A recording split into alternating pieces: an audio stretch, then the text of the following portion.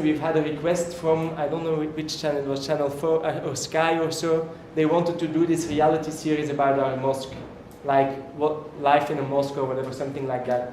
And we said no, because they were afraid it would be used against them, or like they would have like picked on the wrong things, etc. And honestly, I can understand why they said no. But on the other hand, if guys like that, they were really, like we had the people from that mosque, they were very well spoken, very like smart, etc.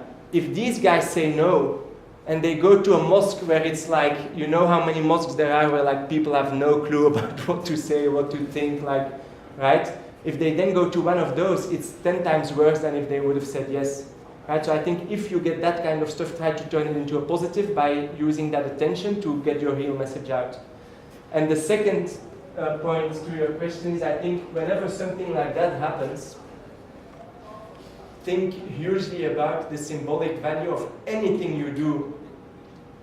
Right? Like that girl or that little boy putting the flowers down with that girl with the hijab, etc. It was simply putting flowers down. It went around the world, like it was live on CNN and BBC, and that's why Katie Hopkins did it. Because she's like, oh yeah, they did it on purpose, etc. to be live. Actually, we had waited to put the flowers down till 6 p.m. because we knew that was when they were going to be live. So in a sense, we did play a bit on timings, but all the rest was real. So like thinking about these symbols. So if you go there and like if your friend like whatever says something and don't smile or don't laugh, like think about it as being basically at a really important event where you set the tone of the narrative coming out of it. And symbols and visuals is really important in that. Right? Imagine that girl, and I understand what she did and she was distressed, etc. But imagine if that girl would have gone there and like, I don't know, like done reanimation if she was a nurse or whatever. Or imagine that like, as one of the people did in London Bridge, actually this Muslim girl went and handed out 1,000 roses, which again was very simple but got all over the press. So you have a power as one person often to make a huge difference if you do like the right things in the right way. Yes, the example of the mosque. The simple question is, what actually is a good idea not to say anything? So, for example, there are examples there where some of us would have tripped up a little bit and had that been real, that would have actually done you more damage than good. Yeah. Not pick on anybody, but Yeah. I've been in situations where I have been advised by my elders that it's better you do nothing, well not nothing, it's better that you don't do it for fear of being manipulated or it's just not the right time or you're not the right person for this particular thing. So would you actually agree that there is such a thing as not responding? Would you sympathise with the mosque, and you said you did to an extent, for saying no to that kind of project which could have backfired? Yeah, I think like it's always a calculation you have to make, right? If you think the chances are really much higher that it will end up being bad, then don't do it. But I think in most of these cases, if you play it right, the chances that it's going to be a positive are much higher. When you, as a real company, when you say, okay, we're going to do this project, what goes through your brain within that less than 12-hour space to say, this is worth doing, this isn't worth doing? Is there a process that we use? Like basically the key thing that the trade-off we make, right? Because we've had this conversation lots of times, like another argument people use is, oh yeah, but don't you attract more attention than to the attack if you do this kind of stuff? But like what we strongly believe is when an attack happens, the attention goes up like this anyway in the press, and then like a couple of days later it goes down again, right? Almost all of this extra attention is going to be negative, because it's about killings, it's about whatever, like all negative. And what we're saying is if we do nothing, this stays as it is. If we do something, what we're trying to do is to convert this, or ideally even more, or ideally the whole, like a whole piece of that into positive stuff.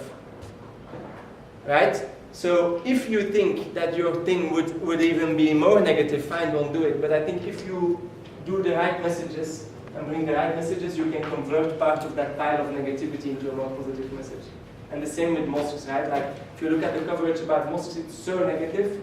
So if these guys even would have shown normal stuff, like whatever, the cleaner in the mosque making jokes or whatever, right? Something funny or whatever, like, or probably they do lots of great charity work. If they would put that attention on that, again, like it just converts that positive.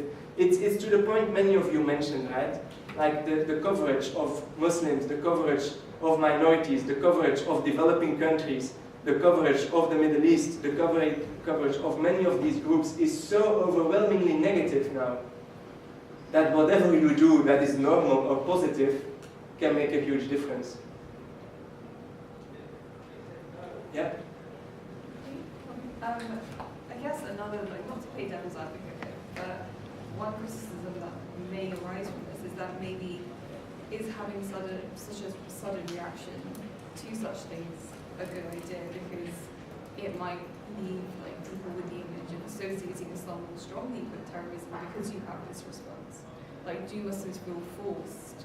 Like, do we have to be apologetic for these actions that are committed by a few? Mm-hmm. Like, is it something that we have to do? Like, if that makes sense. So I don't think it's about Muslims being apologetic at all, right? Like, I'm from Iraqi background, and like much more Muslims have been killed by ISIS in Iraq, or in Morocco, or in Pakistan, etc., than there have been non-Muslims being killed by ISIS.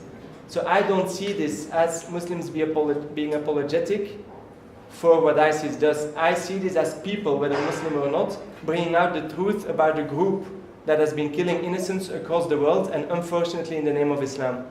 Right? So if they would have been doing it in the name of Buddhism, I would still feel as a human being I need to speak out against it, because they're killing innocents. If they're doing it in the name of Islam, I think that only makes the impetus to speak out against it much more bigger even. Much bigger even. Like if you look at, you remember those cartoons where they did a cartoon of the Prophet, right? And lots of people went onto the streets, demonstrated, manifested, etc. Okay, because they say, okay, yeah, it's insulting the Prophet and insulting Islam. Killing innocents in the name of Islam is so much of a bigger insult to your religion and to the Prophet and to everything that has to do with religion, with that religion, that it's so much more of a duty to speak out against that than against the cartoon. But somehow they pushed people into thinking, oh no, I don't need to speak out against that, or like, and there's lots of forces behind that, with money, with whatever, that have been spreading that kind of stuff for years, right? So, but I strongly believe it's not about being apologetic, it's about speaking against injustice. And if you're there and you can bring things in, like 98% of the victims have been Muslim, like, those are messages that need to get out there. Yeah. I just share a little story. You know the two women in that picture that you shared? They're both my cousins. Oh really? Yes. So, Cousins? Yeah. Which ones? Husseina and Fatima. Ah. Yeah. So they told me what happened. Basically, their whole family was with them, but someone from a PR company pushed them to the front because they were visibly Muslim with their hijab. So I just wanted to ask, like, could that always be a good thing? Because it could swing either way. Like, just for instance, like the Somali girl on the Westminster Times. Like, I think if you're there, like, just by being there, you make a big difference. Right? So if you were interviewed and you didn't know what to say. yeah, that's a bit your question too. So if you don't know what to say, I think just saying I don't want to do an interview is perfectly fine. But actually this comes back to the biggest learning of the whole interviewing training, which we haven't mentioned yet. The biggest learning for whatever event you go to, whether it's about animal rights or ISIS or whatever cause you are passionate about, the biggest learning is when you go to an event where you want to get your message out, if you do it right with the right visuals, with the right setup, the chances that you get interviewed are actually pretty high. Use that interview to get your message out. Actively go and speak to the press, because people in the group who go and speak to the press proactively, they often say, oh, can I do an interview with you, right? And now comes the biggest learning. Whenever you go to these events, make sure that you know what your 3 key messages are. Because if you know what your key 3 messages are, whatever they ask you, you can just repeat those 3 key messages.